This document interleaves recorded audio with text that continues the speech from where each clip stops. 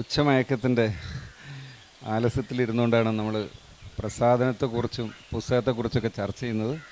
മലയാള പുസ്തകത്തിന് 2.5 നൂറ്റാണ്ട് തികഞ്ഞ ഒരു വർഷം കൂടിയാണ് 2024.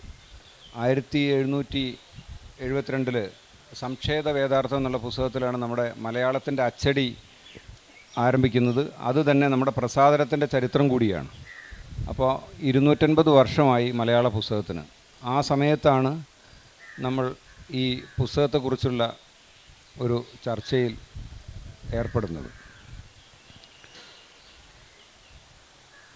മലയാളത്തിൽ നമ്മുടെ മലയാള പ്രസാധനത്തിൻ്റെ ചരിത്രം ബ്രീഫ് ചെയ്ത് പറയുകയാണെങ്കിൽ, അതിനുശേഷം ചാവറ കുര്യാക്കോസ് അച്ഛൻ, ഈശ്വരപ്പിള്ള വിചാരിപ്പയർ, S T Reddiar, Mangalodayam, SPCS, Mathrubhumi, Manorama, current books Thrissur, DC books, ഇങ്ങനെ ഒരു ധാരയിലാണ് നമ്മൾക്കറിയുന്ന പ്രസാധന ലോകം ഉള്ളതെങ്കിലും ശരിക്കും ഇതിന് സമാന്തരമായി ഒരു പ്രസാധന ലോകം ഇവിടെ ഉണ്ടായിരുന്നു.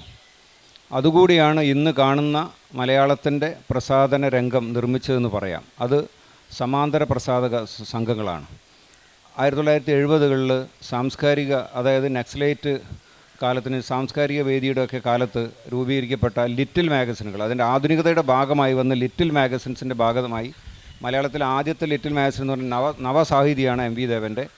അതിനുശേഷം വന്ന M ഗോവിന്ദിൻ്റെ സമീക്ഷ, ഗോപുരം എന്ന് പറയുന്ന ഒരുപാട് ലിറ്റിൽ മാഗസിനുകളുടെ ഒരു പരമ്പര ഉണ്ടാകുന്നു. അപ്പോൾ അതിൽ സമീക്ഷയുടെ ഭാഗമായിട്ടാണ് കുമാരനാശാനെ കുറിച്ചൊരു പുസ്തകം വരുന്നുണ്ട്. അന്ന് തന്നെ സമാന്തര പുസ്തക പ്രസാധകർ തന്നെ, ലിറ്റിൽ മാസിക പ്രസാധകർ തന്നെ ധാരാളം പുസ്തകങ്ങൾ പ്രസിദ്ധീകരിച്ചു. നമുക്കറിയാം, ബാലചന്ദ്രൻ ചുള്ളിക്കാടൻ്റെ ആദ്യത്തെ പുസ്തകം 18 കവിതകൾ പ്രസിദ്ധീകരിക്കുന്നത് രചനയാണ്. ഞാൻ ചെറിയൊരു ഇത് പറയാം, അത് സമാന്തര പുസ്തക പ്രസാധകരുടെ ഒരു ഐഡിയ കിട്ടാൻ വേണ്ടി പറയാം. ഇപ്പോൾ നമ്മൾ ഇന്നത്തെ ഏറ്റവും പോപ്പുലറായിട്ട് നമ്മൾ വായിക്കപ്പെടുന്ന ഇന്ദുഗോപൻ്റെ പുസ്തകം, അത് സൈന്ധവയാണ് പബ്ലിഷ് ചെയ്തത്, സമാന്തര പുസ്തകമാണ്. വിജയലക്ഷ്മി, കവി വിജയലക്ഷ്മിയുടെ ആദ്യത്തെ പുസ്തകം, KGSൻ്റെ കൊച്ചിയിലെ വൃക്ഷങ്ങൾ, ബെന്യാമിൻ്റെ പുസ്തകം, ഇതെല്ലാം പബ്ലിഷ് ചെയ്ത് മൾബറി ബുക്സാണ്. സച്ചിദാനന്ദൻ്റെ ആദ്യത്തെ പുസ്തകം പ്രസാധനം ചെയ്ത് സമാന്തര പ്രസാധകരാണ്. ശിഹാബുദ്ദീൻ പൊയ്ത്തുംകടവിൻ്റെ ആദ്യത്തെ പുസ്തകം, ആർക്കും വേണ്ടാത്തൊരു കണ്ണ്, പ്രസാധനം ചെയ്ത് കലിക ബുക്സാണ്.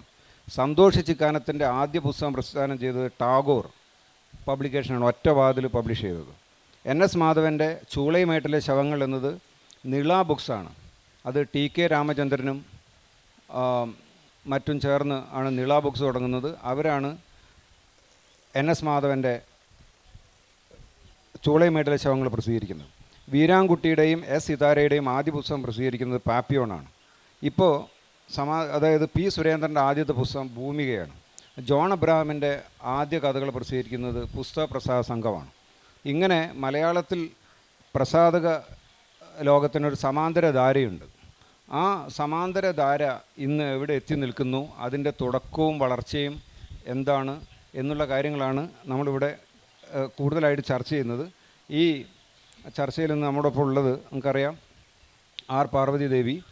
അവർ സമത എന്ന് പറഞ്ഞൊരു പബ്ലിഷിംഗ് ഹൗസിന് തുടക്കമിട്ടിട്ടുണ്ട്. അതിൻ്റെ പ്രത്യേകത മലയാളത്തിലെ പെൺ പ്രസാധന കൂട്ടായ്മ എന്നാണ് അതിൻ്റെ ബൈലൈൻ.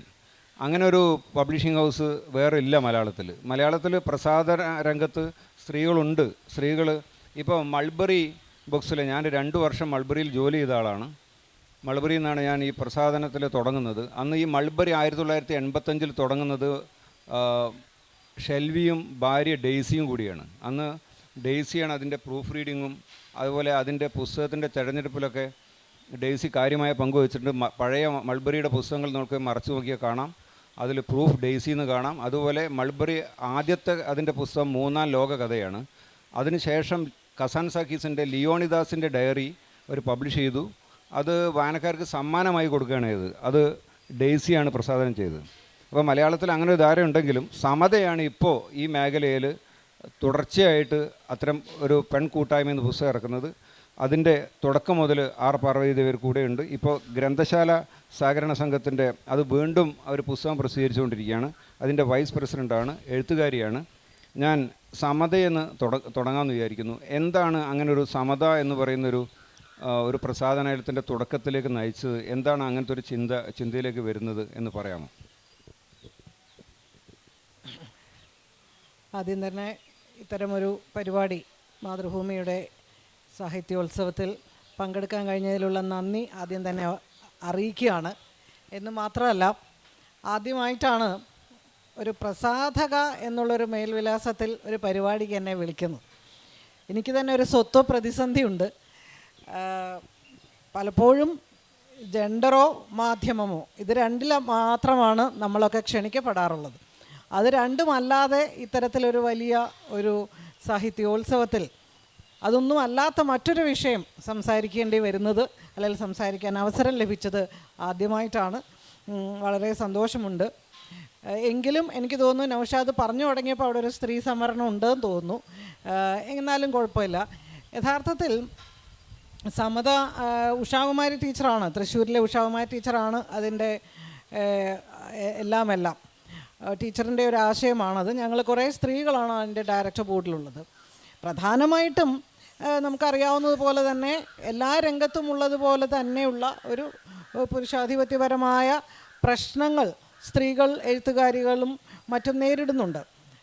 അവരും ആ ലോകവുമായിട്ടുള്ള ഒരു ബന്ധമില്ലായ്മ, അല്ലെങ്കിൽ എങ്ങനെയാണ് പ്രസിദ്ധീകരിക്കുക, എങ്ങനെയാണ് എഴുതുക, സ്ത്രീകളുടെ എഴുത്ത് പ്രസാധനത്തിലേക്ക് പോകാനുണ്ടാകുന്ന ഒരുപാട് പ്രതിസന്ധികളൊക്കെ ഉണ്ട്. ഞാൻ അതിൻ്റെ വിശദാംശങ്ങളിലേക്ക് സമയക്കുറവ് കൊണ്ട് പോകുന്നില്ല.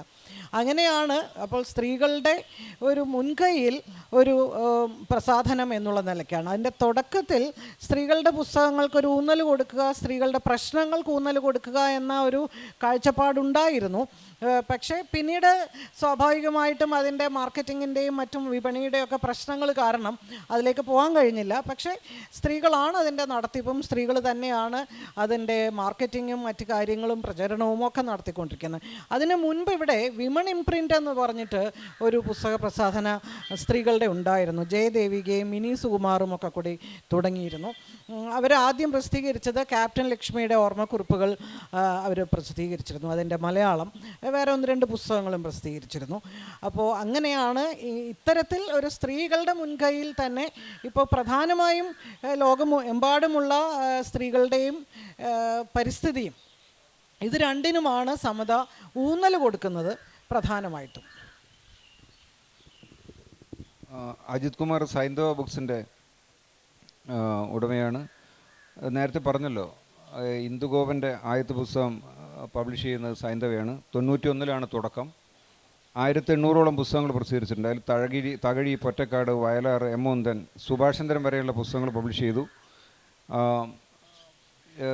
അജിത്ത് ഈ സമാന്തര, എനിക്ക് തോന്നുന്നു അജിത്തൊക്കെ കൂടി ഒരു സംഘടന തന്നെ പ്രസാധകരത് രൂപീകരിക്കുകയുണ്ടായി. അപ്പോൾ ഈ സമാന്തര പുസ്തക പ്രസാധന രംഗം എന്ന് പറയുന്നത്, അജിത്ത് എന്നോട് ഈ ചർച്ചയ്ക്ക് വിളിച്ചപ്പോൾ തന്നെ ഒരു കാര്യം പറഞ്ഞിരുന്നു. ആ സംഭവത്തെ ഒരു ചെറുകിട പബ്ലിഷിംഗ് എന്ന് പറയരുത് ഒരിക്കലും, അതിനെ ചെറുകിട എന്ന് വിശേഷിപ്പിക്കരുത്, ചെറുതെന്ന് പറയുന്നത് സമാന്തര ധാരയായിട്ട് തന്നെ അതിനെ കാണണമെന്ന് പറഞ്ഞു. അപ്പോൾ ആ സമാന്തര ധാര ഇപ്പോൾ അതിൻ്റെ ഒരു അവസ്ഥ എന്താണ്? ഇപ്പോൾ കേരളത്തിലത് ശക്തമാണോ? എന്താണത്? കേരളത്തിൽ എല്ലാ കാലത്തും പുസ്തകങ്ങൾ പ്രസിദ്ധീകരിക്കുന്ന അനവധി സ്ഥാപനങ്ങളുണ്ടാവും. അതിൽ സാമ്പത്തികമായ വരുമാനം അനുസരിച്ചുള്ള കാര്യങ്ങൾ വെച്ച് നോക്കുമ്പോൾ വലുത് ചെറുതെന്നൊക്കെ പറയാമെങ്കിൽ പോലും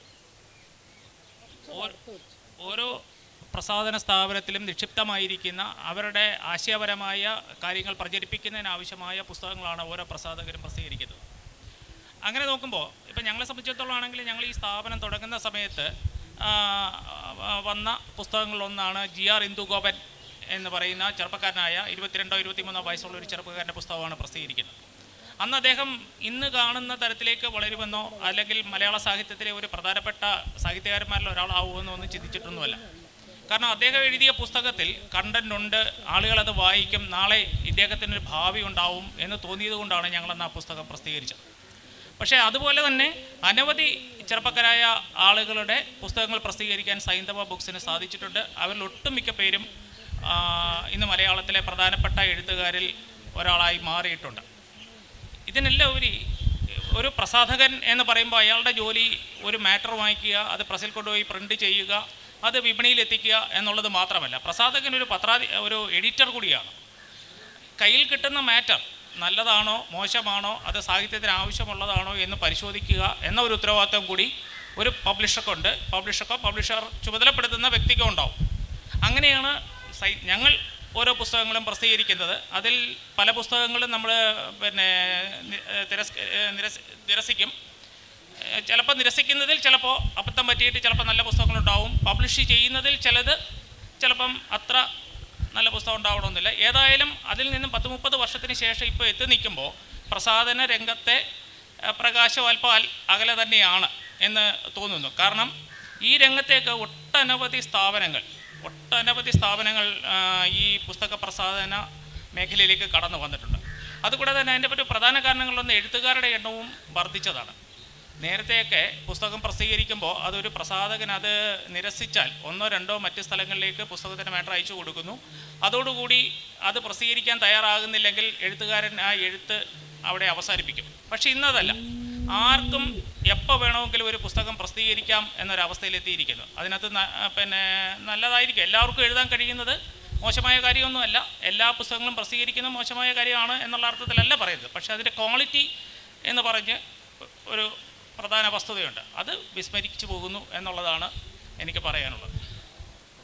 ബോബി തോമസ് സൈൻ ബുക്സിൻ്റെ ഉടമയാണ്. പക്ഷേ അതേസമയം തന്നെ അദ്ദേഹം മലയാളത്തിൽ പ്രധാനപ്പെട്ട 2 പുസ്തകങ്ങളുടെ ഇതാണ് ക്രിസ്ത്യാനികൾ എന്ന് പറയുന്ന ഗൗരവ, പിന്നെ ബുദ്ധനെ കുറിച്ചുള്ള പുസ്തകം. 2 പുസ്തകത്തിൻ്റെ പ്രധാനപ്പെട്ട പുസ്തകങ്ങളുടെ എഴുത്തുകാരൻ കൂടിയാണ്. 2005 സൈൻ ബുക്സ് തുടങ്ങുന്നത്. തിരുവനന്തപുരത്താണ്. ഗൊദാർദ്, തർക്കോസ്കി തുടങ്ങിയ ലോക സിനിമയിലെ മാസ്റ്റേഴ്സിൻ്റെ പുസ്തകങ്ങളാണ് അവർ ആദ്യമായി പബ്ലിഷ് ചെയ്തത്. പിന്നെ പ്രധാനപ്പെട്ട ഒരു പുസ്തകം ഭഗവത്ഗീതയെ പല കാലങ്ങളിൽ വായിക്കുന്ന ഒരു പ്രധാനപ്പെട്ട പുസ്തകം സൈൻ ബുക്സ് ഇറക്കിയിട്ടുണ്ട്. സമീപകാലത്ത് ഇറക്കിയൊരു പുസ്തകം നമ്മുടെ കുഞ്ഞാമൻ സാറിൻ്റെ അവതാരയോടുകൂടി BR അംബേദ്കറുടെ ജാതിയെക്കുറിച്ചുള്ള പ്രഭാഷണങ്ങളോട് സമാഹരിച്ച് ഇറക്കിയിരുന്നു. ഈ ബോബി, എന്തൊക്കെയാണ് സൈൻ ബുക്സിൻ്റെ തുടക്കത്തിലേക്കും ഇപ്പോൾ അതിൻ്റെ തുടർച്ചയും വളർച്ചയും കുറിച്ച് ബ്രീഫായിട്ട് പറയാമോ? സൈൻ ബുക്സ് ആരംഭിക്കുന്നത് ഇപ്പോൾ ഗൗരവമുള്ള പുസ്തകങ്ങൾ വായിക്കാനും പിന്നെ പുസ്തകങ്ങളെ സ്നേഹിക്കുകയും ചെയ്യുന്ന ഒരു സംഘം ആളുകളുടെ ഒരു കൂട്ടായ്മയുടെ ഭാഗമായിട്ടാണ് 2005 സൈൻ ബുക്സ് ആരംഭിക്കുന്നത്. യഥാർത്ഥത്തിൽ ഇപ്പോൾ ഈ പറഞ്ഞ പോലെ തന്നെ 70 മുതൽ ആരംഭിച്ച ലിറ്റിൽ മാഗസിൻ പ്രസ്ഥാനത്തിൻ്റെ ഗോവിന്ദൻ്റെ തുടക്കം കുറിച്ച സമീക്ഷയിലൂടെയും പിന്നീട് സമാന്തര പ്രസിദ്ധീകരണധാരയായി വളർന്ന സമാന്തര ലിറ്റിൽ മാഗസിനുകളുടെ ചരിത്രത്തിൻ്റെ തുടർച്ചയായിട്ടാണ് ഏതെങ്കിലും തരത്തിൽ ആ പ്രവർത്തനങ്ങളിലൊക്കെ ഭാഗമായിരുന്ന കുറേ ആളുകളാണ് ഈ സൈൻ ബുക്സിൻ്റെ തുടക്കത്തിലുണ്ടായിരുന്നത്. അപ്പോൾ ഞങ്ങൾ അടയാളം എന്നൊരു മാസിക ഇതിനു മുമ്പുണ്ടായിരുന്നു. വളരെ ശ്രദ്ധേയമായ രീതിയിൽ കുറേ ലക്കങ്ങളിറങ്ങിയ ഒരു മാസികയാണ് 90കളുടെ തുടക്കത്തിൽ.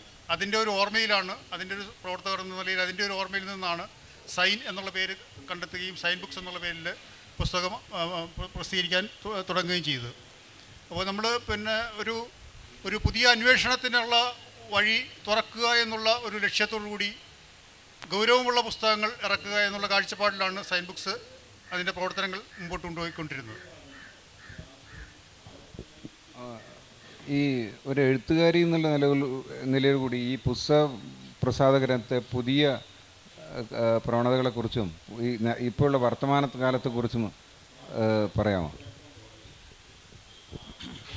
യഥാർത്ഥത്തിൽ എനിക്ക് തോന്നും നമ്മളെല്ലാവരും പുസ്തകങ്ങളെ സ്നേഹിക്കുന്ന എല്ലാവരും, വായനക്കാരും എഴുത്തുകാരും പ്രസാധകരും എല്ലാവരും ചേർന്ന് വളരെ ഗൗരവത്തോടു കൂടി ചർച്ച ചെയ്യേണ്ട ഒരു വിഷയമാണിത് എന്ന് എനിക്ക് തോന്നുന്നു. നമ്മുടെ ഞാൻ എൻ്റെ ഏറ്റവും പുതിയ പുസ്തകം ഇറക്കിയത് സൈന്ധവ ബുക്സാണ്, അജിത്താണ്. അജിത്തിൻ്റെ പിന്നാലെ നടന്ന് അജിത്തിൻ്റെ തന്നെ മുൻകൈയിൽ അത് പ്രസിദ്ധീകരിക്കുകയുണ്ടായത്. അപ്പോൾ ഇപ്പോൾ നമുക്കറിയാം സാമൂഹ്യ മാധ്യമങ്ങളിലൊക്കെ വലിയ ഒരു വിവാദമുയർന്നു വരുന്നുണ്ട്. എഴുത്തുകാരെ പ്രസാധകർ പറ്റിക്കുന്നു, ലക്ഷക്കണക്കിന് രൂപ വാങ്ങിച്ചു എന്നൊക്കെ പറഞ്ഞിട്ട് വളരെ പരസ്യമായി തന്നെ പല പ്രധാനപ്പെട്ട ആൾക്കാരും സാമൂഹ്യ മാധ്യമങ്ങളിൽ എഴുതുന്നതായി കാണുന്നുണ്ട്. ഇവിടെ ഞാൻ അജിത്തിനും ഒരു പൈസയും കൊടുത്തിട്ടില്ല, അജിത്ത് എനിക്കും തന്നിട്ടില്ല. അത് റോയൽറ്റിയാണ്. നമുക്ക് 15% റോയൽറ്റി അല്ലെങ്കിൽ 10% റോയൽറ്റി, ഇതൊക്കെയാണ് കേരളത്തിൽ നടന്നു വരുന്നത്. അതൊക്കെ അവിടെ നിൽക്കട്ടെ. ഞാൻ പറഞ്ഞു വരുന്നത്, പക്ഷേ ഇതിനൊക്കെ അപ്പുറത്ത് നമുക്കറിയാം കേരളത്തിൻ്റെ സാക്ഷരത തന്നെ ഒരു അർത്ഥത്തിൽ ഏറ്റവും കൂടുതൽ പുസ്തകങ്ങൾ പ്രസിദ്ധീകരിക്കാൻ, അതിൻ്റെ കണക്ക് നമുക്ക് കൃത്യമായിട്ടില്ലെങ്കിൽ പോലും നമുക്ക് ഊഹിക്കാവുന്നതേ ഉള്ളൂ. ഏറ്റവും കൂടുതൽ പ്രസാധകരുള്ള ഏതാണ്ട് 500-1000 പ്രസാധകർ ഇന്നിവിടെയുണ്ട്. തീർച്ചയായിട്ടും അവിടെയും കുത്തകവൽക്കരണം നടക്കുന്നുണ്ട്. മൾട്ടിനാഷണൽസ് എന്ന് പറയുന്നത് പോലെ തന്നെ ഉള്ള കുത്തകകൾ പ്രസാധക രംഗത്തുണ്ട്. അതിന് പകരം അതിന് ബദലായിട്ടാണ് ഈ സൈന്ധവയും സൈനൊക്കെ തുടങ്ങിയതിന് പിന്നിൽ തന്നെ അത്തരത്തിലുള്ളൊരു വലിയ ലക്ഷ്യമുണ്ടായിരുന്നു. അപ്പോൾ അത്തരത്തിലുള്ള ധാരാളം പ്രസാധകരുണ്ട്. പക്ഷേ നമ്മുടെ നാട്ടിലിപ്പോൾ കണ്ടുവരുന്ന ഒരു രീതി എന്ന് പറയുന്നത്,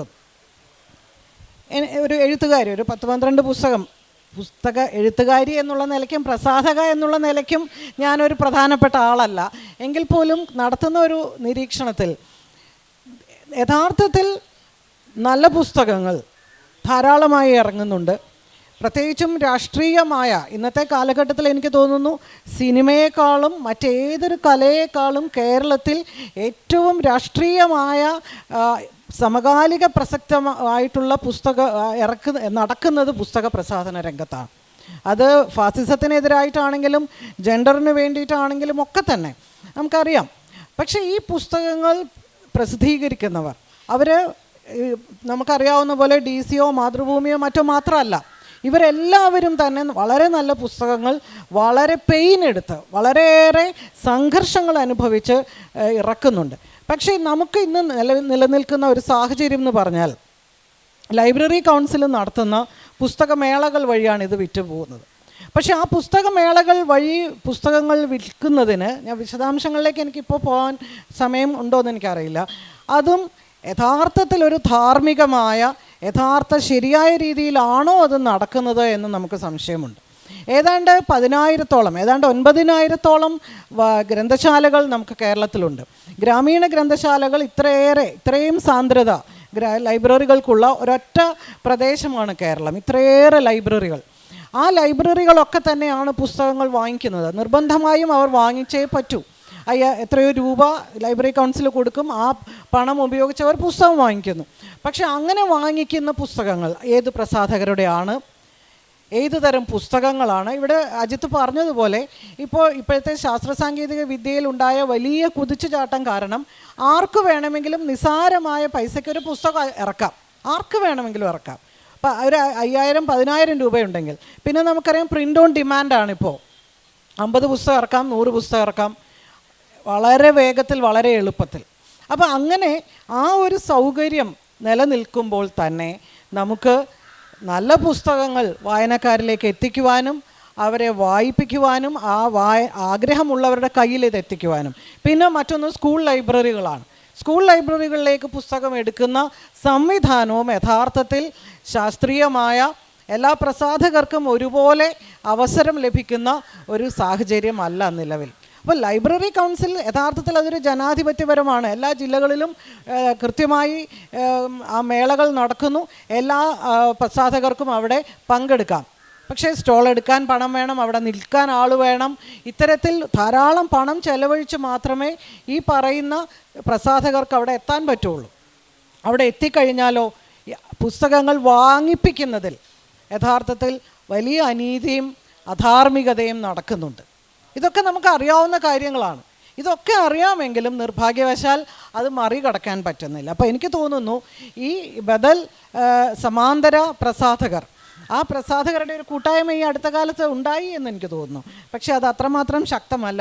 എനിക്ക് പറയാനുള്ളത്, നമ്മൾ ആലോചിക്കേണ്ട സംഗതി നല്ല പുസ്തകങ്ങൾ കൃത്യമായി എത്തിക്കുവാനും ബദൽ സമാന്തര പ്രസാധകരെ നിലനിർത്തുവാനും നിലനിൽക്കാനും മാർക്കറ്റിങ്ങിനും പുസ്തക വിപണനത്തിനും ഒക്കെ തന്നെ വളരെ കൃത്യമായിട്ടുള്ളൊരു സംവിധാനം അത് സർക്കാരിൻ്റെ ഭാഗത്തുനിന്നുണ്ടാകണം, പ്രസാധകരുടെ ഭാഗത്തുനിന്നുണ്ടാകണം, കൂട്ടായ്മയുടെ ഭാഗത്തുനിന്നുണ്ടാകണം. വൻകിട സ്രാവുകൾ ചെറു മത്സ്യങ്ങളെ വിഴുങ്ങുന്ന വിപണി രംഗത്ത് ആഗോളമായി തന്നെ നടക്കുന്ന പ്രവണതകൾ ഈ പ്രസാധന രംഗത്തുമുണ്ട്. അത് ചെറുത്ത് നിൽക്കേണ്ടി വരുന്ന ഒരു സാഹചര്യമാണെന്നാണ് ഒരു ചെറിയ എഴുത്തുകാരിയും ഒരു ചെറിയ പ്രസാധകയുമായ എനിക്ക് തോന്നുന്നത്. ഞങ്ങളൊരു പുസ്തകം പബ്ലിഷ് ചെയ്യുമ്പോൾ സാധാരണഗതിയിൽ ഒരു 90-95% ആളുകളുടെയും പുസ്തകങ്ങളും പബ്ലിഷ് ചെയ്യുന്നത് ഞങ്ങളുടെ ഫണ്ട് ഉപയോഗിച്ച് തന്നെയാണ്. വർഷത്തിൽ മാതൃഭൂമിയൊക്കെ ചെയ്യുന്ന പോലെ തന്നെ 1-2 തവണയാണ് അവർക്ക് റോയൽറ്റി കൊടുക്കാറുള്ളത്. എഴുത്തുകാർക്ക് കൃത്യമായി കൊടുക്കാറുമുണ്ട്. ഇപ്പം പർവ്വചേച്ചിയുടെ പുസ്തകം പ്രസിദ്ധീകരിച്ചിട്ട് 2 മാസം ആകുന്നതേ ഉള്ളൂ. ജൂൺ ജൂലൈ മാസത്തിലാകുമ്പോഴത്തേക്ക് റോയൽറ്റി വരും, അത് പേടിക്കണ്ട. പിന്നെ മറ്റൊരു കാര്യം, കേരളത്തിൽ 10-25 വർഷം മുമ്പ് ഒന്നോ രണ്ടോ പ്രസാധകരുടെ അല്ലെ ബുക്ക് സ്റ്റാളുകാരുടെ കയ്യിൽ വശം മാത്രമായിരുന്നു ലൈബ്രറി കൗൺസിലിൻ്റെ ഫണ്ട് ചെന്നെത്തുന്നത്. അതിനൊരു മാറ്റം വരണം. ഞങ്ങൾ പബ്ലിഷ് ചെയ്യുന്ന പുസ്തകങ്ങൾ അവർ വിതരണത്തിനെടുക്കുകയോ എടുത്താൽ തന്നെ കൃത്യമായി പൈസ തരാതിരിക്കുകയോ ഒക്കെ ചെയ്യുന്ന ഒരു കാലഘട്ടത്തിൽ അതിനൊരു മാറ്റം വരണമെന്ന് ആഗ്രഹിച്ചുകൊണ്ട് ഞങ്ങൾ അന്നത്തെ ചെറുപ്പക്കാരായ ഞങ്ങൾ ഒരു സംഘടന രൂപീകരിച്ചു, മലയാള പ്രസാധക സംഘം. നൗഷാദൊക്കെ അന്ന് പാപ്പിയോണിൽ ആ സംഘടനയിലെ അംഗമായിരുന്നു. അപ്പോൾ അദ്ദേഹമൊക്കെ അന്ന് വളരെ സജീവമായി പ്രവർത്തിച്ചുകൊണ്ട് ആ സംഘടന 14 ജില്ലാ ലൈബ്രറി കൗൺസിലിൻ്റെ ഭാരവാഹികളെയും പാർട്ടി പ്രവർത്തകരെയൊക്കെ പോയി കാണുകയും അതനുസരിച്ച് കൊല്ലത്ത് നിന്ന് ആദ്യമായി ലൈബ്രറി കൗൺസിൽ പുസ്തകമേള ആരംഭിക്കുകയും അവിടെ നിന്ന് 14 ജില്ലയിലേക്കും ഈ ലൈബ്രറി കൗൺസിലിൻ്റെ പുസ്തകമേള വ്യാപിക്കുകയും ചെയ്തു. അപ്പോൾ ഇതൊരു നല്ല വിപണന കേന്ദ്രമാണ് എന്ന് മനസ്സിലാക്കിക്കൊണ്ട് പതുക്കെ ആദ്യം തുടങ്ങുമ്പോൾ കേരളത്തിൽ ചിന്തയും മാതൃഭൂമിയും നാഷണൽ ബുക്ക് സ്റ്റാളും സജീവമായിരുന്നില്ല. 25 വർഷം മുമ്പ് സജീവമായി മാതൃഭൂമി പുസ്തകപ്രസാധനരംഗത്ത് ഉണ്ടായിരുന്നില്ലെന്ന് തോന്നുന്നു.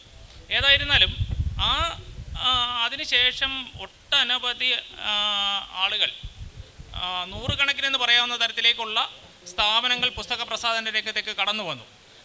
സ്വാഭാവികമായിട്ടും ഉണ്ടാകുന്ന പ്രശ്നങ്ങളൊക്കെ പുസ്തക പ്രസാധന മേഖലയിൽ ഉണ്ടായിട്ടുണ്ട്. 10,000 രൂപ മുതൽ 12-13,000 രൂപ വരെയും പ്ലസ് GSTയും കൂടെ വരുന്നതാണ് ഇന്നത്തെ ഒരു സ്റ്റാളിൻ്റെ 100 സ്ക്വയർ ഫീറ്റ് സ്റ്റാളിൻ്റെ വാടക.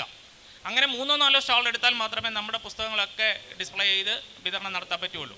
ഞങ്ങൾ പരമാവധി കൊടുക്കുന്ന ഡിസ്കൗണ്ട്, ലൈബ്രറികൾക്ക് കൊടുക്കുന്ന ഡിസ്കൗണ്ട് 35%. പക്ഷേ ഈ ആളുകളുടെ കയ്യിൽ നിന്ന് വലിയ തുക വാങ്ങി പുസ്തകം പ്രസിദ്ധീകരിക്കുന്ന ആൾക്കാർ 60-70% പുസ്തകങ്ങൾ ഡിസ്കൗണ്ട് ഓഫർ ചെയ്ത് ഗ്രന്ഥശാലകളെ കൊണ്ട് പുസ്തകം വാങ്ങിപ്പിക്കുന്ന ഒരു പ്രവണത കഴിഞ്ഞ കുറേ വർഷങ്ങളായി നടക്കുന്നുണ്ട്. അത് നിയന്ത്രിക്കാൻ ലൈബ്രറി കൗൺസിൽ ശ്രമിക്കണം. അത് നിയന്ത്രിക്കേണ്ടത് അനിവാര്യമാണ് എന്നുള്ളതാണ് എൻ്റെ പ്രധാനപ്പെട്ട ആവശ്യങ്ങളിലൊന്ന്. കാരണം സ്റ്റാളുകളുടെ എണ്ണം കൂടുന്നത് ഒരിക്കലും നല്ലതല്ല. എന്നാൽ എല്ലാവർക്കും പുസ്തകം വിതരണം ചെയ്യാനുള്ള അവസരം ഉണ്ടാകേണ്ടതുമാണ്. അതിലൊന്നും ഒരു കുറ്റവും ആരും പറയുന്നില്ല. പക്ഷേ നിയന്ത്രിക്കാൻ പറ്റാത്ത തരത്തിലുള്ള ഡിസ്കൗണ്ട് ഓഫർ ചെയ്തിട്ട് അവർക്ക് പുസ്തകങ്ങൾ കൊടുക്കുന്നു. ചുരുക്കത്തിൽ ഗ്രന്ഥശാലകൾക്ക് ആവശ്യമുള്ള പുസ്തകങ്ങളല്ല ഗ്രന്ഥശാലകളിൽ വന്ന് ഗ്രന്ഥശാലകളുടെ അലമാരകളിൽ ഇരിക്കുന്നത് എന്നുള്ളത് ഒരു തെറ്റായ പ്രവണതയാണ്. അതിനൊരു പരിഹാരം കണ്ടെത്തിയേ പറ്റൂ. ഇവിടെ പറയുന്ന ഒരു പ്രധാന പ്രശ്നം, മലയാളത്തിൽ ഇത്രയേറെ പുസ്തകങ്ങൾ ഇറങ്ങേണ്ടതുണ്ടോ എന്നുള്ളൊരു പ്രശ്നമാണ് ഇവിടെ ഉന്നയിക്കപ്പെട്ടിട്ടുള്ളതെന്ന് എനിക്ക് തോന്നുന്നു. ഇന്ന് മലയാളത്തിൽ ഓരോ ദിവസവും പ്രസിദ്ധീകരിച്ചുകൊണ്ടിരിക്കുന്ന പുസ്തകങ്ങളുടെ എണ്ണം നമ്മളെ അത്ഭുതപ്പെടുത്തുന്ന രീതിയിലാണ്. പ്രത്യേകിച്ച് POD പോലുള്ള പുതിയ സംവിധാനങ്ങൾ വന്നതോടുകൂടി നിരവധി പുസ്തകങ്ങളാണ് ഓരോ ദിവസവും പ്രസിദ്ധീകരിക്കപ്പെട്ടുകൊണ്ടിരിക്കുന്നത്. എന്തിനാണ് മലയാളത്തിൽ ഇത്രയും പുസ്തകങ്ങൾ പ്രസിദ്ധീകരിക്കപ്പെടുന്നത്? അല്ലെങ്കിൽ ഇത്രയേറെ പുസ്തകങ്ങളുടെ ആവശ്യം മലയാളത്തിൽ പ്രസിദ്ധീകരണ യോഗ്യമായ പുസ്തകങ്ങൾ ആണോ ഈ ഇറങ്ങുന്ന പുസ്തകങ്ങൾ? അപ്പോൾ ഇതിൻ്റെ മാനദണ്ഡം എന്താണ്? എന്ത് മാനദണ്ഡം വെച്ചാണ് ഒരു പുസ്തകം നല്ലതാണ് ചീത്തയാണ് എന്ന് നമ്മൾ കരുതുന്നത്? നിശ്ചയമായിട്ടും ഓരോ ആളെ സംബന്ധിച്ചോളം ഒരാൾക്ക് നല്ല ഒരു പുസ്തകം മറ്റൊരാൾക്ക് ചിലപ്പോൾ അത്ര നല്ല പുസ്തകമായി തോന്നണമെന്നില്ല. അപ്പോൾ ഒരു പുസ്തകം ഒരാൾക്ക് നൽകുന്ന അനുഭൂതി, അല്ലെങ്കിൽ ആ പുസ്തകം അയാൾക്ക് നൽകുന്ന വായനാ സുഖം, പിന്നെ അത് പുതിയൊരു ചിന്തയിലേക്ക് അയാളുടെ മനസ്സിനെ എത്തിക്കാൻ പറ്റുന്ന അതിൻ്റെ ഒരു ശക്തി, ഈ നിലയിലൊക്കെ പുസ്തകത്തെ വിലയിരുത്തുമ്പോൾ ഇങ്ങനെ പറയുന്ന ഈ സബ്ജക്റ്റീവായ രീതിയിലുള്ള കാര്യങ്ങളുള്ളപ്പോൾ പോലും ഒരു ഓബ്ജക്റ്റീവായി ഒരു പുസ്തകത്തെ നമുക്ക് വിലയിരുത്താൻ കഴിയും എന്ന് തന്നെയാണ് എനിക്ക് തോന്നുന്നത്. ഇപ്പം പണ്ട് പറഞ്ഞ പോലെ ഇപ്പോൾ കലയ്ക്ക് വേണ്ടിയോ എന്നുള്ള പല സാഹിത്യ സിദ്ധാന്തങ്ങൾ ഇവിടെ നടന്നു. അതുപോലെ പുസ്തകങ്ങളുടെ ഒരു മൂല്യത്തെ സംബന്ധിച്ച് നിശ്ചയമായിട്ടും നമുക്ക് നിശ്ചയിക്കാനുള്ള ഒരു ഓബ്ജക്റ്റീവായിട്ടുള്ള ചില മാനദണ്ഡങ്ങൾ നമുക്ക് മുമ്പോട്ട് വെക്കാൻ കഴിയും. അപ്പോൾ ഈ മലയാളത്തിൽ ഇറങ്ങുന്ന ഇത്രയുമേറെ പുസ്തകങ്ങൾ യഥാർത്ഥത്തിൽ ആവശ്യമുള്ളതാണോ എന്നുള്ള ഒരു പുനർവിചിന്തനം നിശ്ചയമായിട്ടും നമുക്ക് ആവശ്യമാണെന്ന് എനിക്ക് തോന്നുന്നു. പ്രത്യേകിച്ച് പുതിയ നിരവധി പ്രസാധകരാണെന്ന് ഇത് പറഞ്ഞാൽ നിരവധി പ്രസാധകരാണ്. ഓരോ ദിവസവും പുതിയ പ്രസാധകർ ഉണ്ടായിക്കൊണ്ടിരിക്കുകയാണ്. അപ്പോൾ ഈ ഒരു കാലത്ത് പ്രസാധന രംഗത്ത് ഒരു കാലത്ത് ഈ ചിന്തയുടെ രംഗത്തും ഈ മാസികകൾ പത്രമാസികകളുടെ രംഗത്തും എല്ലാം പുതിയ വഴി കാണിച്ചു കൊണ്ടിരുന്ന സമാന്തര പ്രസിദ്ധീകരണങ്ങൾ ഇന്ന് ആ രീതിയിലാണോ മുമ്പോട്ട് പോകുന്നതെന്ന് ഒരു ആത്മവിമർശനം നടത്തേണ്ട കാര്യം കൂടി ഈ പശ്ചാത്തലത്തിലുണ്ട്. പുസ്തകങ്ങൾ ഇറക്കുക എന്നതിനപ്പുറത്തേക്ക് ആ പുസ്തകങ്ങളുടെ ഗുണനിലവാരം ഉറപ്പുവരുത്തുവാൻ എത്ര പ്രസാധകർ ശ്രമിക്കുന്നു എന്നുള്ളൊരു പ്രശ്നം വളരെ ഗൗരവമായി തന്നെ ഉന്നയിക്കപ്പെടേണ്ടതുണ്ട്. ഇപ്പോൾ നമ്മുടെ രാമചന്ദ്ര ഗുഹ ഏറ്റവും പുതിയതായിട്ട് ഇറക്കിയ പുസ്തകത്തിൻ്റെ പേര് കുക്കിംഗ് ഓഫ് ബുക്സ് എന്നാണ്. രാമചന്ദ്ര ഗുഹയുടെ ഒരു എഡിറ്ററെ പറ്റിയുള്ള ഓർമ്മകളാണ് ആ പുസ്തകം. അങ്ങനെ ഓർമ്മിക്കപ്പെടേണ്ട എഡിറ്റർമാരുള്ള ഒരു ഇംഗ്ലീഷ് പ്രസാധന ലോകത്തെ നമുക്കറിയാം.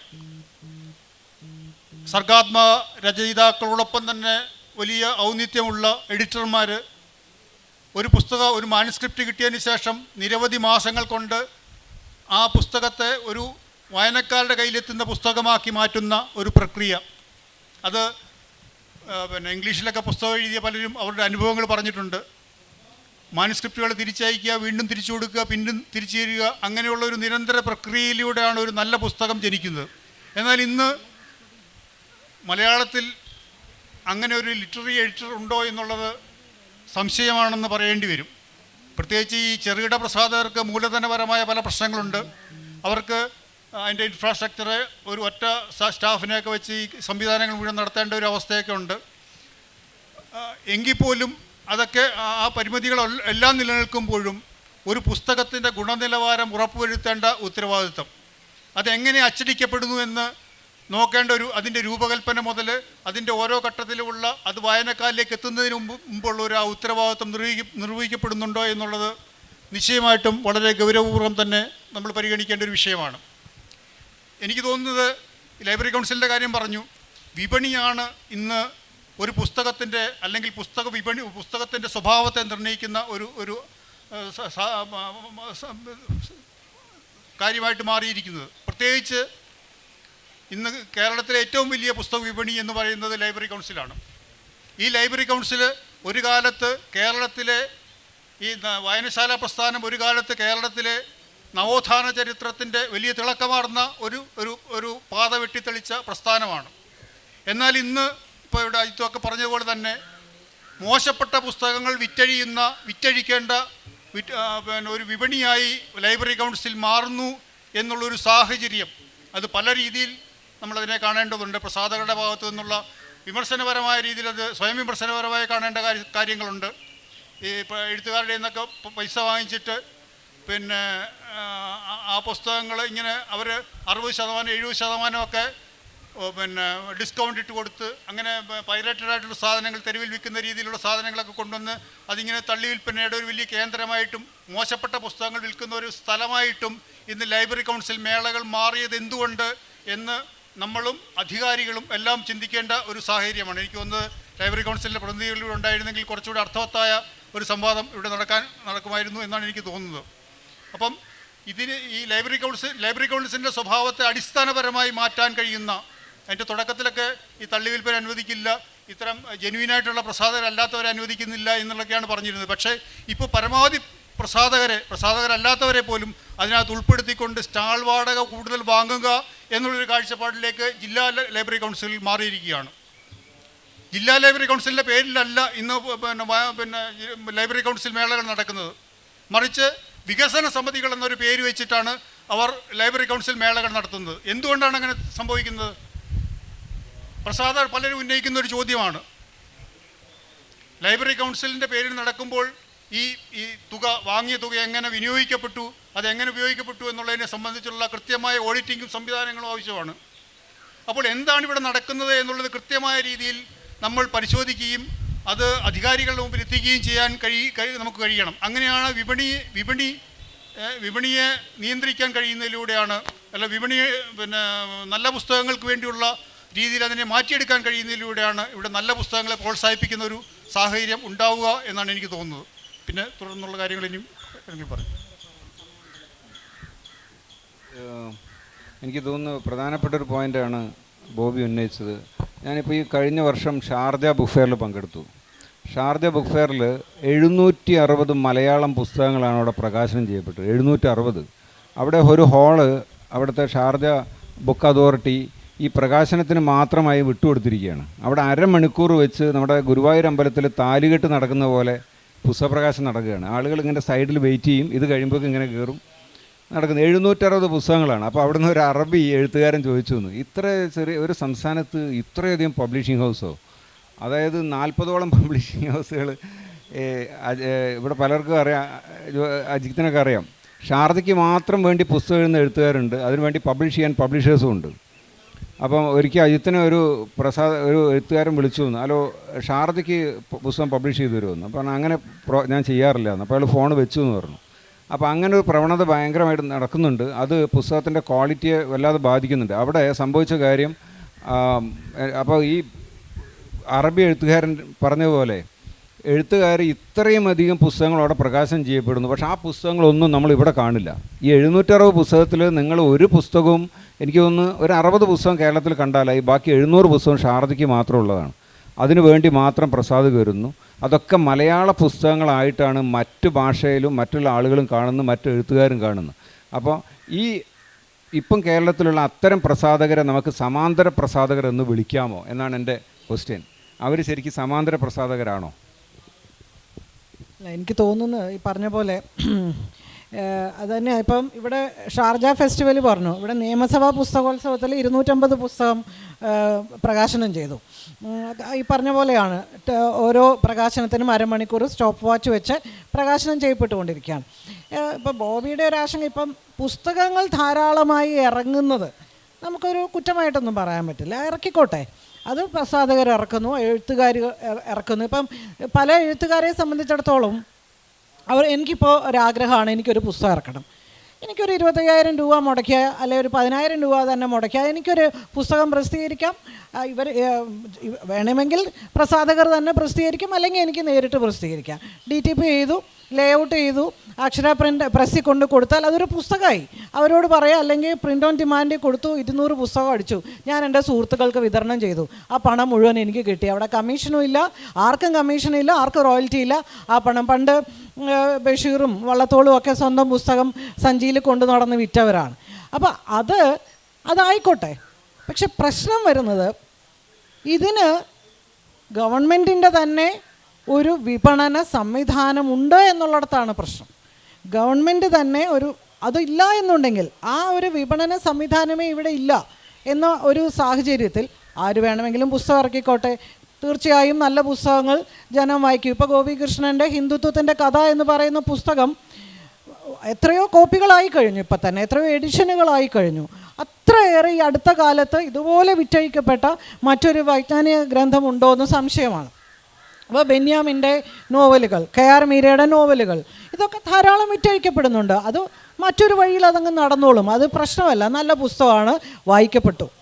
പക്ഷേ അതിനപ്പുറത്ത് വിപണനത്തിനായിട്ട് ഒരു സംവിധാനം ഗവൺമെൻറ് തന്നെ തയ്യാറാക്കി തരുമ്പോൾ അത് പഴുതുകളില്ലാതാവുകയും അവിടെ ഒരു ജനാധിപത്യം ഉണ്ടാവുകയും അത് അഴിമതിരഹിതമാവുകയും ചെയ്യേണ്ടതായിട്ടുണ്ട്.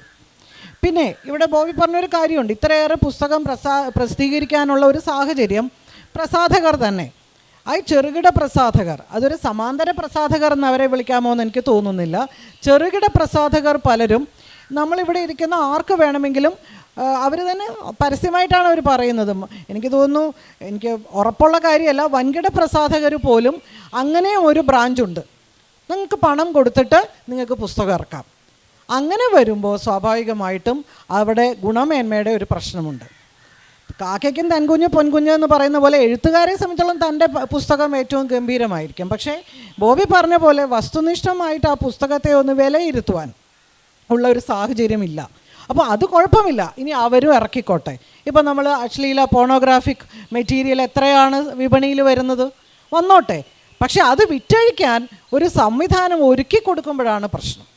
അപ്പോൾ നല്ല പുസ്തകമാണോ അല്ലയോ എന്നുള്ളത് മറ്റൊരു തരത്തിൽ ചർച്ച ചെയ്യപ്പെടുമ്പോൾ തന്നെ പുസ്തകങ്ങൾ ഇറങ്ങിക്കോട്ടെ, അതിന് ആധികാരികമായ ഒരു വിപണി ഉണ്ടെങ്കിൽ ആ വിപണി ഇവരെ ഈ പ്രസാധകർ പറയുന്നത് പോലെ അത് നല്ല പുസ്തകം വിറ്റഴിക്കുവാനും അത് നല്ല പുസ്തകങ്ങൾ നമ്മുടെ ഗ്രാമീണ ലൈബ്രറികൾ എത്തിക്കുവാനുമാണ്. ഇപ്പോൾ ഷാർജ ഫെസ്റ്റിവലിൻ്റെ കാര്യം നൗഷാദ് പറഞ്ഞ പോലെയാണ്, ഈ പറയുന്ന ലൈബ്രറി കൗൺസിലിൻ്റെ പുസ്തകമേളയ്ക്ക് കൊണ്ടുവരുന്നതിന് വേണ്ടി മാത്രം വളരെ ചീപ്പായിട്ടുള്ള കടലാസ് ഉപയോഗിച്ച് വളരെ ഏറ്റവും മോശപ്പെട്ട രീതിയിൽ പുസ്തകം അച്ചടിച്ച് ഇറക്കുന്ന ഒരു സംവിധാനം ഇപ്പോൾ ഉണ്ട്. അവിടെയാണ് നമുക്ക് എങ്ങനെയാണ് ഒരു ഇടപെടൽ സാധ്യമാവുക എന്ന് തോന്നുന്നത്. അപ്പോൾ ഇവിടെ അതിനുള്ള വിപണി എന്ന് പറയുന്നത് നമ്മൾ ഉണ്ടാക്കുന്നതല്ല, ഇവിടെ ഉണ്ടാക്കി തരുന്ന വിപണിയാണ്. ആ ഉണ്ടാക്കി തരുന്ന വിപണി എങ്ങനെയാണ് കുറ്റമറ്റതാക്കി മാറ്റാൻ കഴിയുക എന്നുള്ളൊരു ചർച്ച വേണം, അല്ലെങ്കിൽ ഒരു മുൻകൈ പ്രസാധകരുടെ ഭാഗത്തു നിന്നുകൂടി വേണം എന്നാണ് എനിക്ക് തോന്നുന്നത്. പ്രസാധകരുടെ ഭാഗത്ത് നിന്ന് യാതൊരു തരത്തിലുള്ള വീഴ്ചകളും സംഭവിക്കുന്നില്ല എന്ന് പറയുന്നില്ല. ഈ നമ്മൾ പ്രസാധകർ എന്ന് വിളിക്കുന്ന ആളുകളുടെ 90% പ്രവർത്തനങ്ങളും കുറ്റമറ്റത് തന്നെയാണ് എന്ന് വിശ്വസിക്കുന്ന ഒരാളാണ്. പക്ഷേ പ്രസാധകരായി അഭിനയിക്കുന്ന ചില ആളുകളുടെ ഭാഗത്ത് നിന്നുണ്ടാകുന്ന വീഴ്ചകളാണ്, അവർ പ്രസാധകരാണ്, ഞങ്ങൾ പുസ്തകങ്ങൾ പ്രസിദ്ധീകരിക്കുന്നുണ്ട്, ഞങ്ങളുടെ പുസ്തകങ്ങൾക്ക് എന്താണ് പ്രശ്നം എന്ന് ചോദിച്ചു വരുന്ന ചില ആൾക്കാരാണ് ഈ വിപണിയെ തകർക്കുന്നത്. ഇപ്പം ഈ ഒരൊറ്റ കാരണം കൊണ്ട് തന്നെ നേരത്തെ കേരളത്തിലെ തദ്ദേശ സ്വയംഭരണ സ്ഥാപനങ്ങൾ ഒരു വർഷത്തിൽ 50,000 മുതൽ 4 ലക്ഷം രൂപയുടെ വരെ പുസ്തകങ്ങൾ അവരുടെ തനത് ഫണ്ട് ഉപയോഗിച്ച് വാങ്ങിക്കുമായിരുന്നു. ഇത് കൃത്യമായി വാങ്ങിക്കുകയും കൃത്യമായി ഓഡിറ്റ് നടക്കുകയും ചെയ്യുമായിരുന്നു. പക്ഷേ ഈ അടുത്ത സമയത്തായിട്ട് ഇതിനെല്ലാം ഓഡിറ്റ് ഒബ്ജക്ഷൻ വരികയാണ്. പുസ്തകം വാങ്ങാൻ സാധ്യമല്ല എന്ന് പറഞ്ഞ് ഒരു സർക്കുലർ എവിടെ നിന്നും ഇറങ്ങിയിട്ടുണ്ട്. അതിൻ്റെ അടിസ്ഥാനത്തിൽ പുസ്തകങ്ങൾ വാങ്ങിച്ചു കഴിഞ്ഞാൽ ഓഡിറ്റ് ഒബ്ജക്ഷൻ വരും. സെക്രട്ടറിമാർ അവരുടെ ശമ്പളത്തിനും ബുദ്ധിമുട്ടുണ്ടാകും എന്നാണ് പറയപ്പെടുന്നത്. ഇതുവരെ ആരുടെയും ശമ്പളത്തിലൊന്നും പിടിച്ചിട്ടില്ല. പക്ഷേ നമ്മുടെ തദ്ദേശ സ്വയംഭരണ സ്ഥാപനത്തിലെ സെക്രട്ടറിമാരെല്ലാം പേടിച്ചാണ് അവർ പുസ്തകം വാങ്ങുന്നില്ല. അത് നമ്മുടെ വിപണിയിലേക്ക് ഇപ്പോൾ ആരുടെ പുസ്തകം വാങ്ങുന്നു എന്നുള്ളതല്ല, പുസ്തക പ്രസാധന മേഖലയിലേക്ക് വരുന്ന ഫണ്ട് വിനിയോഗിച്ചാൽ അത് പുസ്തക പ്രസാധന മേഖലയെയും സാഹിത്യത്തെയും സംസ്കാരത്തെയുമാണ് പോഷിപ്പിക്കുന്നത്. നല്ല പുസ്തകങ്ങൾ ഉണ്ടാകാനുള്ള അവസരമാണ്. എനിക്കൊരു 5 ലക്ഷം രൂപ ഒരു വർഷം കൂടുതലായി കിട്ടിയാൽ ഞാൻ 5 ലക്ഷം രൂപയെ എൻ്റെ വീട്ടിലേക്ക് കൊണ്ടുപോകുന്നതിന് പകരം ആ പൈസ എടുത്ത് നല്ല പുസ്തകങ്ങൾ പ്രസിദ്ധീകരിക്കുകയും റോയൽറ്റി കൊടുക്കുകയും അങ്ങനെ കൂടുതൽ നല്ല പുസ്തകങ്ങൾ നമുക്ക് പ്രസിദ്ധീകരിക്കാൻ കഴിയുകയും ചെയ്യും. പക്ഷേ അതിനുള്ള ഒരു മാർഗമാണ് ഇവിടെ നടക്കാതെ പോകുന്നത്. അത് എത്രയും പെട്ടെന്ന് തന്നെ ഗവൺമെൻറ് ആ തരത്തിലേക്ക് അതിൽ ഇടപെടണം. ഇപ്പോൾ പുസ്തകങ്ങൾ ഇറങ്ങുന്നുണ്ട്, ലൈബ്രറി കൗൺസിലിൻ്റെ ഫണ്ട് വിനിയോഗിക്കുന്നുണ്ട്. 100 സ്റ്റാളുകളാണ് സാധാരണഗതിയിൽ നമ്മുടെ ലൈബ്രറി കൗൺസിലിൽ ഉള്ളത്. 7,000 രൂപയാണ് മിനിമം ഒരു ലൈബ്രറിയുടെ ഗ്രാൻഡ്. ഒരു സ്റ്റാളിൽ നിന്ന് 100 രൂപയുടെ പുസ്തകം വാങ്ങിച്ചാൽ പോലും 7,000 രൂപ കൊടുത്ത് എല്ലാ സ്റ്റാളിൽ നിന്ന് പുസ്തകം വാങ്ങാൻ കഴിയില്ല.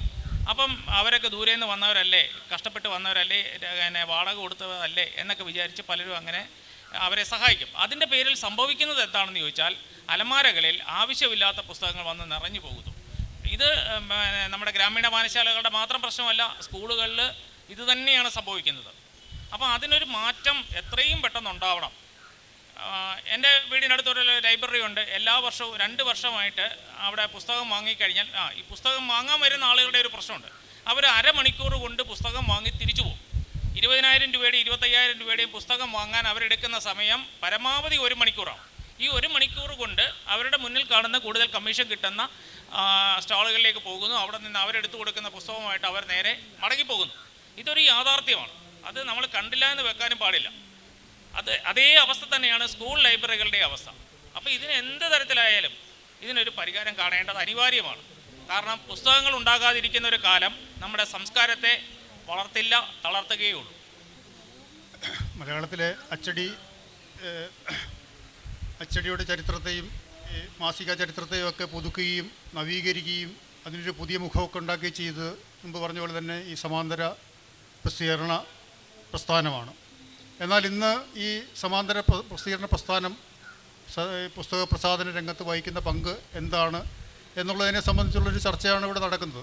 പല രീതിയിലുള്ള പ്രശ്നങ്ങളും അവർ പല രീതിയിലും ഏതെങ്കിലും രീതിയിൽ പുസ്തകം ഇറക്കുക എന്നതിനപ്പുറത്തേക്ക് ഗൗരവമുള്ള നല്ല പുസ്തകങ്ങൾ ഇറക്കുക എന്നുള്ളൊരു സമീപനത്തിലേക്ക് മാറുകയും പരമാവധി ലാഭമുണ്ടാക്കാവുന്ന പെട്ടെന്ന് പൈസ വാങ്ങിച്ചടിക്കാവുന്ന പുസ്തകങ്ങൾ അടിക്കുകയും ചെയ്യുന്ന ഒരു പ്രവണതയാണ് പ്രധാനമായിട്ടും ഇന്ന് കാണുന്നത്. അതോടൊപ്പം തന്നെ ഇത്തരം പുസ്തകങ്ങളെ സഹായിക്കുന്ന ലൈബ്രറി കൗൺസിലിൻ്റെ ഒരു സമീപനം ഇവിടെ ചർച്ച ചെയ്യപ്പെടുകയുണ്ടായി.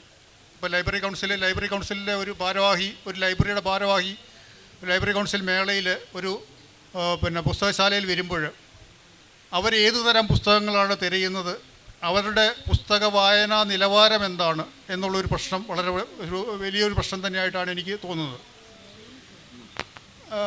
മലയാള മനോരമയിലും മംഗളത്തിലുമൊക്കെ വന്നിരുന്ന നോവലുകൾ ആ പ്രസിദ്ധീകരണങ്ങളൊക്കെ തന്നെ ലക്ഷങ്ങളും 10 ലക്ഷവും 12 ലക്ഷവുമായിരുന്നത് കുത്തനെ സർക്കുലേഷൻ ഇടുകയും ഒക്കെ ചെയ്ത് ആളുകളൊക്കെ ഈ ടെലിവിഷൻ്റെ സീരിയലിലേക്കൊക്കെ പോവുകയും ഇത്തരം നോവലുകളിലൊക്കെ പ്രചാരം കുറയുകയും ചെയ്തെങ്കിലും ഇന്നും ഈ ലൈബ്രറി കൗൺസിലിൻ്റെ ലൈബ്രറികളിലെ ഭാരവാഹികൾ പ്രധാനമായിട്ടും വന്ന് തിരയുന്നത് ഇത്തരം പുസ്തകങ്ങളാണ്. അതുകൊണ്ട് സ്വാഭാവികമായിട്ടും പല പ്രസാധകർക്കും അത്തരം പുസ്തകങ്ങൾ ധാരാളമായിട്ട് ഇറക്കേണ്ട ഒരു സാഹചര്യമാണുള്ളത്. നിലവാരമുള്ള പുസ്തകങ്ങൾ, നല്ല പുസ്തകങ്ങൾ കണ്ടെത്തി വാങ്ങാൻ ശ്രമിക്കുന്ന വളരെ അപൂർവം ലൈബ്രറികൾ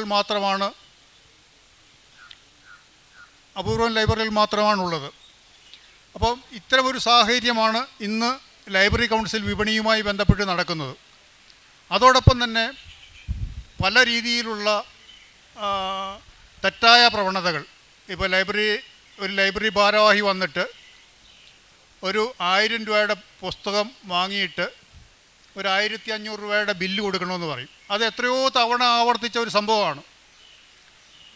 പ്രത്യേകിച്ച് കണ്ണൂർ പോലെയുള്ള വളരെ പ്രബുദ്ധമായ ഒരു സ്ഥലത്ത് അങ്ങനെ സംഭവിക്കില്ല എന്ന് പ്രതീക്ഷിക്കുന്ന കണ്ണൂരിലാണ് ഏറ്റവും കൂടുതൽ ലൈബ്രറിയിൽ വന്ന് നിങ്ങൾ ആ രീതിയിൽ തരണം എന്നുള്ളൊരു ആവശ്യം ഉന്നയിക്കുന്നത്. മറിച്ച് മാത്രമല്ല, ഇത്തരം പൈറേറ്റഡ് ബുക്കുകൾ വിൽക്കുന്ന തള്ളി വിൽപ്പനക്കാരുടെ വലിയ സ്വാധീനം കൊണ്ട് ഒരു 50%, 60% വരെ കമ്മീഷൻ കുറച്ച് കൊടുത്താൽ മാത്രമേ പുസ്തകം വാങ്ങുള്ളൂ എന്ന് പറയുന്ന ഒരവസ്ഥ. അപ്പോൾ ഇത്തരം ഒരു അവസ്ഥയിലേക്ക് വിപണിയുടെ ഈ മോശപ്പെട്ട പുസ്തകങ്ങൾ വാങ്ങാൻ പറ്റുന്നൊരു സാഹചര്യം ഉണ്ടാകുന്ന ഈ വിപണിയുടെ സാധ്യതയെ ഇല്ലാതാക്കിക്കൊണ്ട് ഒരു വായനയ്ക്കും ചിന്തയ്ക്കും ദിശാബോധം ഉണ്ടാക്കി കൊടുക്കുന്ന പുതിയ പുസ്തകങ്ങൾ ഉണ്ടാകുന്ന ഒരു അവസ്ഥയാണ് ഉണ്ടാവേണ്ടത്. അപ്പോൾ എന്താണ് ഒരു പ്രസാധകൻ്റെ ദൗത്യം എന്ന് ചോദിച്ചു കഴിഞ്ഞാൽ നിശ്ചയമായിട്ടും അത് അവനെ പുതിയൊരു ഒരു ചിന്തയിലേക്കും പുതിയൊരു അനുഭവത്തിലേക്കും മാത്രമല്ല സമൂഹത്തെ പറ്റിയുള്ളൊരു പുതിയൊരു കാഴ്ചപ്പാടിലേക്കും നയിക്കേണ്ടതാണ് എന്നുള്ളൊരു വ്യക്തിപരമായ അഭിപ്രായമാണ് എനിക്കുള്ളത്. പ്രത്യേകിച്ച് ഇപ്പോൾ ചരിത്രവുമായിട്ട് ബന്ധപ്പെട്ടുള്ള പുസ്തകങ്ങൾക്കൊക്കെ നല്ല, ഇപ്പോൾ ഈ ഗോപിനാരായണൻ്റെ പുസ്തകം പറഞ്ഞ പോലെ ചരിത്രവുമായിട്ട് ബന്ധപ്പെട്ടുള്ള പുസ്തകങ്ങളൊക്കെ നല്ല രീതിയിലുള്ള അന്വേഷണങ്ങൾ ഉണ്ടാകുന്നുണ്ട്. അപ്പോൾ ഈ ചരിത്രമായിട്ടുള്ള ബന്ധപ്പെട്ട പുസ്തകങ്ങളിലൂടെ നമ്മുടെ തന്നെ ഓർമ്മകളെ തിരിച്ചു പിടിക്കാൻ വേണ്ടിയുള്ള ശ്രമങ്ങൾ നിശ്ചയമായിട്ടും പ്രസാധന ദൗത്യത്തിൻ്റെ ഒരു പ്രധാനപ്പെട്ട കാര്യമായിട്ട് തന്നെ ഞാൻ കരുതുകയാണ്. ഇപ്പോൾ നമ്മുടെ രാഷ്ട്ര നിർമ്മാതാക്കൾ സൃഷ്ടിച്ച ഈ ഭാരതത്തിൻ്റെ പഴയ പൂർവ്വകാലത്തെപ്പറ്റി, അല്ലെങ്കിൽ ഗാന്ധിജി എന്തുകൊണ്ട് വെടിയേറ്റ് മരിച്ചു എന്നതിനെപ്പറ്റി, അല്ലെങ്കിൽ ഗാന്ധിയെ കൊന്നതിൻ്റെ ഘാതകൻ്റെ ഉദ്ദേശ ലക്ഷ്യത്തെപ്പറ്റി അത്രയും പുറകേക്ക് പോകണ്ട. നമ്മുടെ സമകാലീന ലോകത്തേക്ക് എത്തുമ്പോഴത്തേക്ക്, സമകാലീന വർത്തമാന കാലത്തേക്ക് എത്തുമ്പോഴത്തേക്ക് ഗുജറാത്തിൽ എന്തുകൊണ്ട് ഇത്രയും നിരപരാധികളായ മനുഷ്യർ കൊല ചെയ്യപ്പെട്ടു എന്നുള്ള, ആരാണ് കൊലകൾക്ക് പിന്നിലുള്ളതെന്നുള്ള, അല്ലെങ്കിൽ ദേവാലയങ്ങളിലെ മിനാരങ്ങൾ തകർന്നു വീഴുന്നതിൻ്റേതായിട്ടുള്ള അത്തരം സംഭവങ്ങളുടെ ഓർമ്മകളെ തിരിച്ചു പിടിക്കുന്ന രീതിയിൽ സമൂഹത്തോട് പല ചോദ്യങ്ങളും ഉന്നയിക്കാനും ഓർമ്മകൾ കൊണ്ട്, അല്ലെങ്കിൽ ഓർമ്മകളെ തിരിച്ചു പിടിച്ചുകൊണ്ട് സമൂഹത്തോട് പല അർത്ഥവത്തായ സംവാദം നടത്താനും ഒക്കെയുള്ളൊരു ഉത്തരവാദിത്വം പ്രസാധകർക്കുണ്ട്, പ്രസാധന ദൗത്യത്തിനുണ്ട് എന്ന് വിശ്വസിക്കുന്ന ഒരാളാണ് ഞാൻ. അത് ചിലപ്പോൾ എല്ലാവർക്കും എന്നോട് യോജിക്കാൻ കഴിയില്ല. പക്ഷേ എങ്കിലും ഒരു ദിശാബോധത്തോടു കൂടിയുള്ള പ്രസാധന ദൗത്യം ഉണ്ടാകണം എന്നുള്ളതാണ് ഞാൻ പറയുന്നത്. ഇതിനെന്താണ് ഒരു പ്രതിവിധി? ഈ ഒരു നല്ല പുസ്തകങ്ങൾ മാത്രമല്ല, പുസ്തകത്തിന് ജനാധിപത്യ ഒരു സ്വഭാവമുണ്ട്. ആർക്കും പബ്ലിഷർ ആവാൻ എന്നുള്ളൊരു ജനാധിപത്യ സ്വഭാവമുണ്ട്, നല്ലതാണ്. അതോടൊപ്പം തന്നെ നമുക്ക് കുറേ കൂടി നല്ല പുസ്തകങ്ങൾ ലഭിക്കാൻ എന്താണ് ഒരു മാർഗം? ഈ പറഞ്ഞ പോലെ ഇപ്പം വിപണിയിൽ എന്ത് ഉൽപ്പന്നമായാലും, ഇതിപ്പോൾ നമ്മൾ പുസ്തകം എന്ന് പറയുന്ന ഒരു ഉൽപ്പന്നത്തെക്കുറിച്ചാണ് സംസാരിക്കുന്നത്. ഏത് ഉൽപ്പന്നം ആയാലും വിപണിയിലേക്ക് എത്തുമ്പോൾ, അവിടെ ഇപ്പോൾ ഒരു ഭക്ഷണമായാലും എന്ത് വസ്തുവായാലും അത് എത്തുമ്പോൾ അതിന് പലതരത്തിൽ ജനാധിപത്യം നിലനിൽക്കുമ്പോൾ തന്നെ ചില സംവിധാനങ്ങൾ ഉണ്ടാകാറുണ്ട്. ഞാൻ പറഞ്ഞു വരുന്നത് എന്താണെന്ന് വെച്ചാൽ, ഒരാൾക്ക് പ്രസാധകനാകാൻ ലൈസൻസ് വേണ്ട, രജിസ്ട്രേഷൻ വേണ്ട, ഗവൺമെൻറ്റിന് ഒരു അപേക്ഷ കൊടുക്കണ്ട. ഇപ്പം നമ്മളൊരു ചെറിയ ഒരു മിൽമയുടെ ബങ്ക് തുടങ്ങണമെങ്കിൽ നമുക്ക് എന്തൊക്കെ തരത്തിലുള്ള വഴിയിലൂടെ കടന്ന്, എത്ര റെഡ് ടേപ്പിസം ചുവപ്പ് നാടയിലൂടെ കടന്നു വന്നാലേ നമുക്കൊരു ലൈസൻസ് കിട്ടുള്ളൂ. പക്ഷേ മാസിക തുടങ്ങണമെങ്കിൽ, ഒരു ലിറ്റിൽ മാഗസിൻ തുടങ്ങണമെങ്കിൽ നമ്മൾ പൈസ കൊടുത്താണ് അത് വിൽക്കുന്നതെങ്കിൽ നമുക്ക് രജിസ്ട്രേഷൻ വകുപ്പിൻ്റെ അനുവാദം വേണം. പക്ഷേ ഞാൻ വ്യത്യസ്തമായ അഭിപ്രായം ഉണ്ടെങ്കിൽ പറയട്ടെ. ഞാൻ മനസ്സിലാക്കുന്നത് പ്രസാധനത്തിന് യാതൊരു തരം ലൈസൻസും വേണ്ട, പുസ്തകം ഇറക്കുന്നതിനും ലൈസൻസ് വേണ്ട. ആർക്ക് വേണമെങ്കിലും പ്രസാധകരാവാം, ആർക്ക് വേണമെങ്കിലും എന്ത് തരം പുസ്തകവും ഇറക്കാം എന്ന് മാത്രമല്ല, ഇവിടെ സൂചിപ്പിച്ച പോലെ ഒരു ഗവൺമെൻറ്റിൻ്റെ വിപണന സംവിധാനം, ഒരു വിപണി, ആ വിപണിയിൽ കൊണ്ടുവന്ന് വിൽക്കുന്ന ഒരു വസ്തു. ഇപ്പം നമ്മളൊരു ഫുഡ് ഫെസ്റ്റിവൽ നടത്തുകയാണെങ്കിൽ അവിടെ നമ്മൾ ഭക്ഷണം കൊണ്ടുവെക്കുകയാണെങ്കിൽ അത് നല്ല ഭക്ഷണമാണോ എന്ന് ചെക്ക് ചെയ്യുന്നുണ്ട്. അത് ശരീരത്തിനാണ് ദോഷമെങ്കിൽ, മനസ്സിനും ബുദ്ധിക്കും ദോഷകരമാകുന്നതോ അല്ലെങ്കിൽ യാതൊരു തരത്തിലും ഉള്ള ഒരു മാറ്റമുണ്ടാക്കാത്തതോ ആയിട്ടുള്ള വസ്തുക്കൾ ഒരു സർക്കാർ സംവിധാനത്തിലൂടെ വിപണിയിലേക്ക് എത്തുന്നതാണ് നമ്മൾ കാണുന്നത്. അവിടെയാണ് ബോബി പറഞ്ഞ പ്രശ്നം. അപ്പോൾ അതുകൊണ്ട് നല്ല പുസ്തകം എങ്ങനെ ഇറക്കാം എന്നുള്ളത് നോക്കുമ്പോൾ, പക്ഷെ അവിടെയാണ് പലപ്പോഴും ആവിഷ്കാര സ്വാതന്ത്ര്യത്തെക്കുറിച്ചുള്ള, അങ്ങനെ നോക്കുകയാണെങ്കിൽ പത്രം ഇറക്കുന്നതിനും ആ പ്രശ്നമുണ്ടല്ലോ. പത്രം ഇറക്കുന്നുണ്ടല്ലോ, ഇപ്പോൾ പത്രങ്ങൾ ഇറക്കുന്നുണ്ട്, പക്ഷേ അവിടെ നമുക്ക് കൃത്യമായ നിയമമുണ്ട്. പത്രത്തിൻ്റെ ഉള്ളടക്കത്തിൽ ഇടപെടാനല്ല, പക്ഷേ ഒരു പത്രം ആരംഭിക്കണമെങ്കിൽ അതിന് രജിസ്ട്രേഷൻ വേണം, കൃത്യമായി അത് എഴുതിയിരിക്കണം. ഏത് പത്രമായാലും ഏത് പ്രസിദ്ധീകരണമാണെങ്കിലും അതിൽ എഴുതണം ഇത് അങ്ങനെയാണ്. അപ്പോൾ അവിടെയാണ് അജിത്ത് പറഞ്ഞ പ്രശ്നം വരുന്നത്.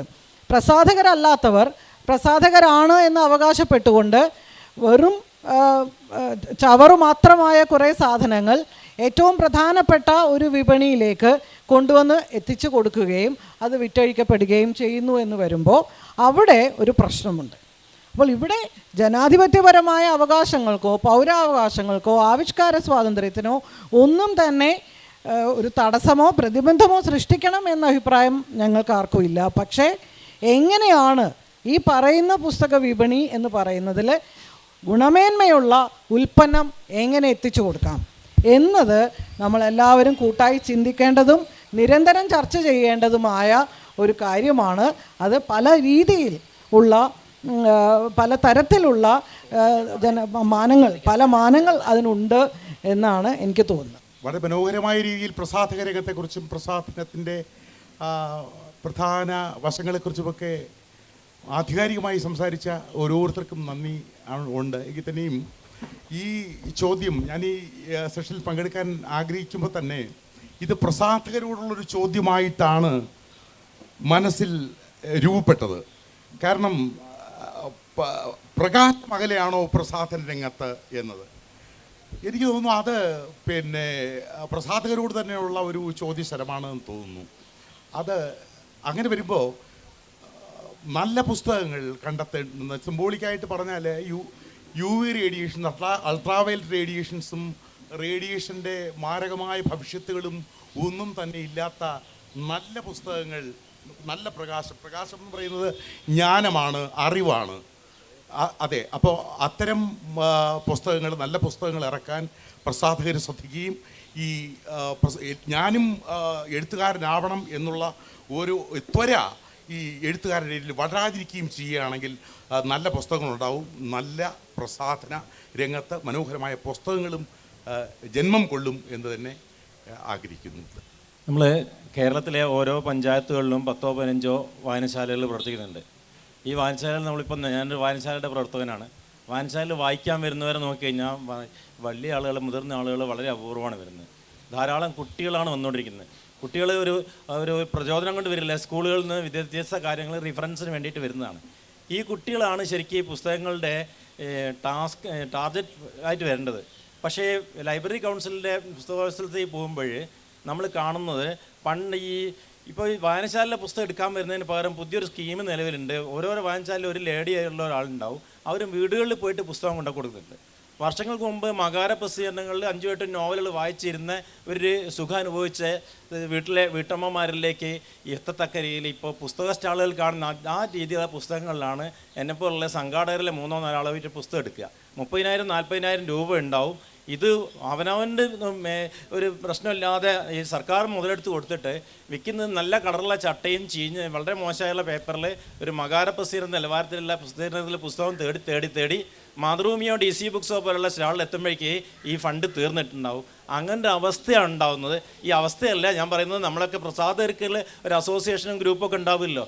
ലൈബ്രറി കൗൺസിലിൻ്റെ തലപ്പത്തുള്ള ആളുകളുടെ ഈ ശ്രദ്ധപ്പെടുത്തുകയും ഈ സാമൂഹ്യ ദൂഷ്യം നിർത്താൻ ആവശ്യമായ ശക്തമായ ഇടപെടലുണ്ടെങ്കിലേ നമുക്ക് വായനാ സംസ്കാരവും നല്ല പ്രസാധകരുടെയും ഡെവലപ്പ് ചെയ്യുന്നുള്ള ഒരു അഭിപ്രായമാണ്. ഇതെന്താണ് ഈ പ്രസിദ്ധീകരണത്തിൽ നിന്നുള്ള പ്രതികരണം എന്നറിയാൻ താല്പര്യമുണ്ട്. ഏറ്റവും നല്ല ചോദ്യമാണ് ചോദിച്ചത്. പക്ഷേ ഇതിലൊരു ചെറിയ വിഷയം എന്ന് പറയുന്നത്, അദ്ദേഹം പറഞ്ഞതിൽ ഈ മകാര പ്രസിദ്ധീകരണങ്ങളിൽ വന്നിട്ടുള്ള നോവലുകൾ പുസ്തക രൂപത്തിൽ വരുന്നു. യാതൊരു വായനാശീലവും ഇല്ലാത്ത ആൾക്കാർ, പ്രത്യേകിച്ചും സ്ത്രീകളോ അല്ലെങ്കിൽ കുട്ടികളോ ഒക്കെ അത് വായിക്കുന്നതുകൊണ്ട് ഏതെങ്കിലും തരത്തിലുള്ള കുഴപ്പങ്ങളുണ്ടോ എന്ന് എനിക്ക് തോന്നുന്നില്ല. പക്ഷേ വായിച്ചതിന് ശേഷം അവരവരുടെ വായന 2-3 വർഷത്തിന് ശേഷം അടുത്ത തലത്തിലേക്ക് മാറ്റുകയാണ്. അവർ MT-യിലേക്കും ടി പത്മനാഭനിലേക്കും തുടങ്ങിയിട്ടുള്ള സക്രിയയിലേക്കും തുടങ്ങിയ തലത്തിലേക്ക് അവർ മാറുന്നുണ്ട്. എല്ലാ കാലവും അവർ ഈ ജോയ്സിയെയും കോട്ടയം പുഷ്പനാഥിനെയും ഒന്നും വായിക്കുന്നില്ല. വായന തുടങ്ങുന്ന കാലഘട്ടത്തിൽ എല്ലാവരും അങ്ങനെയാണ്, പ്രത്യേകിച്ചും ചെറുപ്പക്കാർ യുവജനങ്ങളെല്ലാം വായിച്ചു തുടങ്ങുന്നത് ജോയ്സിയിൽ നിന്നും കോട്ടയം പുഷ്പനാഥിൽ നിന്ന് തന്നെയാണ്. തുടർന്നവർ 2-3 വർഷത്തിന് ശേഷം അവരുടെ വായനയുടെ നിലവാരം ഉയർത്തുകയാണ് ചെയ്യുന്നതെന്നാണ് എൻ്റെ ഇത്രയും നാളത്തെ ഒരു അനുഭവത്തിൽ നിന്ന് എനിക്ക് മനസ്സിലായിട്ടുള്ളത്. Thank you sir. നമ്മൾ ഈ ഒരു സെഷൻ ഇവിടെ അവസാനിപ്പിക്കുകയാണ്.